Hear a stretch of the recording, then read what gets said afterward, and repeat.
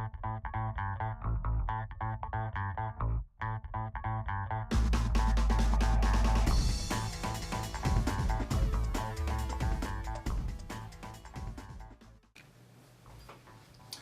this is Jim Myrick with the Myrick & Young team, and today we're going to talk about the 5 mistakes that the buyers make when purchasing a home. The number one mistake they make is they don't know how much they can afford, and they don't know really what that means. Okay, because it means it's very different on a payment for a mortgage than it does for a rental. So, you should sit down with a mortgage person and not just go over and say, how much do I qualify for? But what does this mean to me? Talk to your tax person to figure out what does that mean in regards to if I make a mortgage payment for $2,000, is that the same as making a rental payment for $500? A tax person is really the only one that's qualified to tell you that. So number one is making sure you understand what your affordability is and what a new payment mortgage would be. Number two mistakes that buyers make is not connecting properly with an agent. Communicating with an agent to take you through the process is critical in this whole thing. There's a lot of things that happen outside of the market before it gets to the market.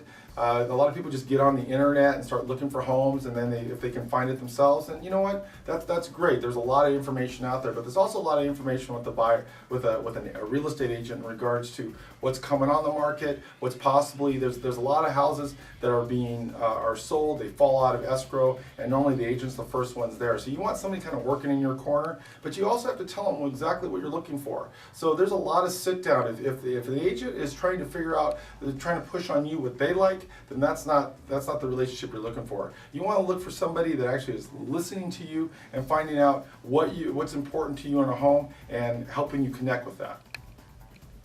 I think the number 3 mistake that we find that buyers make is doing too much too fast. Okay, there's a lot to this process. You need to research it piece by piece. You need to look at, first of all, you start off with the lending and you make a decision on that, what type of loan you want to make, what's the payments on that, and make that decision and move on. Also, there's another one where you should know the contracts before you make the first offer. You should ask for a copy if they don't already offer you a copy of the contract, going, what am I going to sign when we initially make the offer on this? They should always have an offer, a copy of that, for you to know a little bit about that before you get throughout the whole stress of you found the house, you're excited about it, and then you start going over clauses that may be very, very important to you.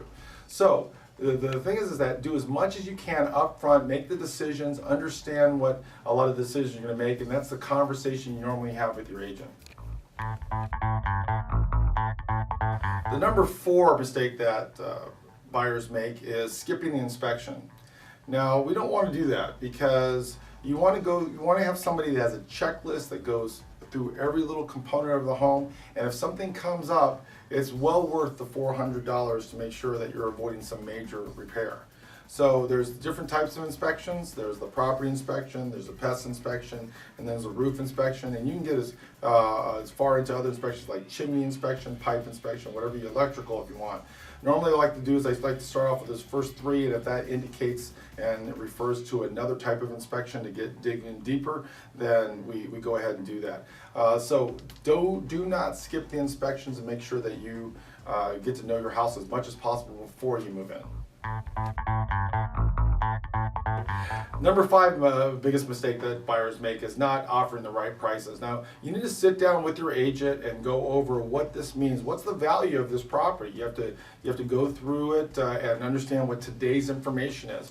You don't go by rumors going, oh yeah, well it's a hot market that you have to offer this. Well, what does hot mean? So does hot mean that it sold last year for $500,000, now it's $600,000, or is it sell for $525,000? Show me. Prove it to me. You need to see what those numbers mean so you can make wise decisions from there. Hi, so in concluding the top 5 mistakes that I find is that not knowing how much you can afford, what the payments really mean. That's the number 1 thing. Number 2 is not having a good relationship with your real estate agent. Number 3 is doing too much too fast. You want to do it in steps. And number 4, you want to make sure you don't want to skip any inspections. You want to make sure that you know what you're getting into. And number 5 is you want to make sure you know your market. So hopefully this will help you avoid some of those pitfalls. If you have any questions, feel free to give us a call at 408-723-1515 or contact us via his email that's on this website. Again, thanks for your time and have a great day.